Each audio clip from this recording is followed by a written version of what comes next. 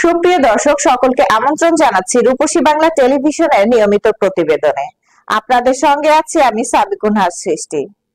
নির্বাচিত সরকার অনির্বাচিত সরকারের চেয়ে ভালো। বিএনপি মহাসচিব মির্জা ফখরুল ইসলাম আলমগীর বলেন, যে কোনো নির্বাচিত সরকার অনির্বাচিত সরকারের চেয়ে ভালো। একটা কথা মনে রাখতে হবে, হঠকারিতা করা যাবে না। অতি বিপ্লবী কোনো চিন্তা ভাবনা নিয়ে সমাজে আরো অস্থিরতা তৈরি করা কোনোভাবেই কাম্য নয়। আমাদের মাথায় রাখতে হবে, নৈরাজ্য সৃষ্টি করাটা ঠিক হবে না।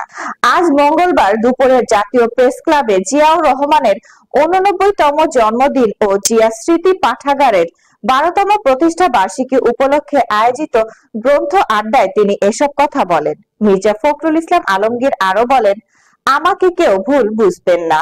অনেকেই বলেন আমি এত নির্বাচন করেন। অনেকেই বলেন আপনি এত নির্বাচন করেন কেন, বিশেষ করে ছাত্র নেতারা। আসলে নির্বাচন বলার কারণটা হচ্ছে একটাই, আমি বিশ্বাস করি নির্বাচিত সরকার অনির্বাচিত সরকারের চেয়ে ভালো। তিনি আরো বলেন, এখন যে অস্থিরতা চলছে, এই অস্থিরতা যদি নিয়ন্ত্রণ করতে চাই তাহলে আমাদের ধৈর্য ধরে পা ফেলতে হবে। এমন কিছু আমরা করব না যাতে অনৈরাজ্য সৃষ্টি হয়। বিষয়গুলো আমাদের মনে রাখতে হবে। প্রেসিডেন্ট জিয়াউর রহমানের মধ্যে ধৈর্য ব্যাপারটা ছিল।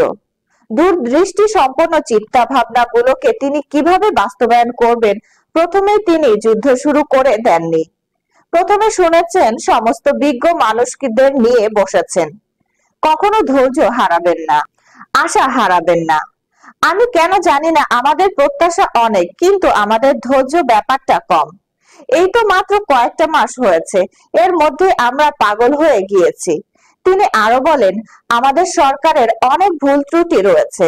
ভুল তো তারাই করবে, কারণ তারা তো কখনো সরকারে ছিল না, রাজনীতিও করেনি, এমনকি রাজনীতি বিষয়টা তারা জানে না। তাদের তো সেই সময়টা দিতে হবে। বিস্তারিত দেখুন স্টাফ রিপোর্টারের প্রতিবেদনে। এটা আমি মনে করি যে অবশ্যই বিএনপি রাজনীতিকে আরো সমৃদ্ধ করবে। বিএনপিতে যারা জ্ঞান চর্চা করে তাদের সংখ্যা বাড়াবে, ওটা আরেকটা সমস্যা। কিন্তু রাজনীতিতে আজকাল আমাদের বর্তমান রাজনীতি কিন্তু লেখাপড়ার ব্যাপারটা একদমই নাই, একেবারেই নাই। একটু লেখাপড়া যারা ভালো করে তাদেরকে ঠাট্টা করে কি বলা হয় যেন, আটেল। তো এই পরিবেশে স্বাভাবিকভাবেই এরা যে কাজটা করেছে, এটা দুঃসাহসী কাজ করেছে এবং তারা সফল হয়েছে। আমি ধন্যবাদ জানাই তাদেরকে। আর আমি আগে বলেছি যে আমাদের রীতা আপা, তিনি ইতিমধ্যেই আমাদের ঢাকার কাছে একটা চমৎকার লাইব্রেরি করেছেন। এরকম লাইব্রেরি কিন্তু অনেকখানি খুব সুন্দর সুন্দর গড়ে উঠেছে, আপনারা সেটা দেখবেন। আমি কথা বেশি বাড়াবো না, আমি একটা কথাই শুধু আপনাদেরকে শেষ কথা বলতে চাই যে কখনো ধৈর্য হারাবেন না, আশা হারাবেন না। আমরা কেন জানি না, আমাদের প্রত্যাশা অনেক, কিন্তু ধৈর্য একেবারেই কম। এই তো মাত্র কয়েকটা মাস হয়েছে, এর মধ্যে সব পাগল হয়ে যাচ্ছি আমরা। এবং দেখেন, আমাদের এই সরকার অনেক ভুল ত্রুটি করছে। ভুল তো করবেই, তারা তার সরকারে ছিল না, রাজনীতি করেনি, রাজনীতির বিষয় তারা অতটা জানেও না, বোঝেও না, তাই না? তাদেরকে তো সেই সময়টুকু সুযোগ দিতে হবে। প্রতিদিন আপনার এখন বার হচ্ছে, আপনার মিছিল, দাবি দাওয়া সব বেড়ে গেছে। একদিন কোথায় ছিলে বাবা? তখন তো একটা কথা বলার সুযোগ, সাহসও কেউ পাও নাই, একটা কথা বলার সুযোগ কেউ পাও নাই, সাহসও পাও নাই। আর এখন যেহেতু একটা অবস্থা তৈরি হয়েছে, সবাই যাবে বলছে। এখন ওয়াজির সাহেব বলছিলেন যে ওনার পাশেই জাতীয় বিশ্ববিদ্যালয়, না আজকে ওখানে স্ট্রাইক চলছে, রাস্তাঘাট বন্ধ। এটাতে লাভটা কার? এটাতে এই দেশের, এই সমাজের, এই মানুষের কোন লাভ হবে না। ধৈর্য ধরে যাই, সামনের দিকে যাই। অনেক ত্রুটি আছে, আমি বিশ্বাস করব, তো অনেক ত্রুটি তারা নিয়ে এসছে, একটা জঞ্জালের মধ্যে এসছে, একেবারে ধ্বংসপ্রাপ্ত জঞ্জাল। চিন্তা, আমার ধারণা ছিল যে এটা এত খারাপ হয়ে গেছে।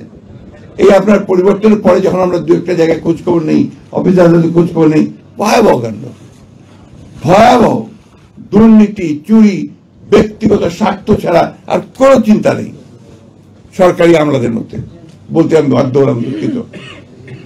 তো এই অবস্থার পরিবর্তন তো আপনার এত দ্রুত হবে না, একদিনে হবে না।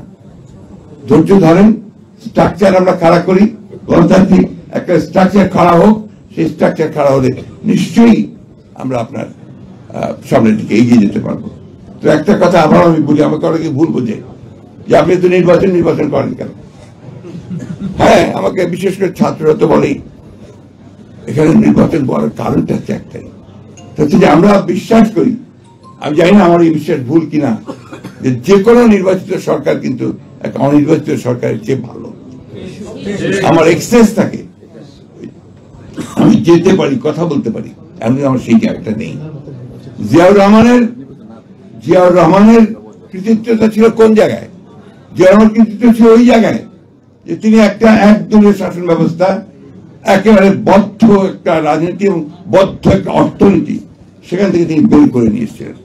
ওটাই ছিল বাংলাদেশের জন্য সবচেয়ে বড় সংস্কার, একদলীয় রাজনীতিকে বহুদলীয় রাজনীতি, একটা ভ্রান্ত সমাজতান্ত্রিক অর্থনীতি থেকে তিনি একটা মিশ্র এবং মুক্ত বাজার অর্থনীতির দিকে নিয়ে এসেছিলেন। ওটা সমাজতান্ত্রিক ভ্রান্ত বললাম তো, সেই জন্য ভ্রান্ত সমাজতান্ত্রিক চিন্তা থেকে নিয়ে। আর আমাদের সমাজতন্ত্র করবে কি? আমরা তো কোন সমাজে বিশ্বাসই করতো না, করতো না। এটা হচ্ছে ওদের ছিল প্রচারণা। আমার এখনো মনে আছে, এটা বোধহয় সম্ভবত আপনার 69-এ আপনার শহীদ মিনারে আপনার সব পার্টি মিটিং হচ্ছে, ওখানে আপনার 21 ফেব্রুয়ারির পরের দিন বা 21 ফেব্রুয়ারিতে। তো ওইখানে আমাদের ওই যে তখন আপনার ছাত্র ইউনিয়নের প্রেসিডেন্ট ছিলেন আমাদের নর্থ বেঙ্গলের, না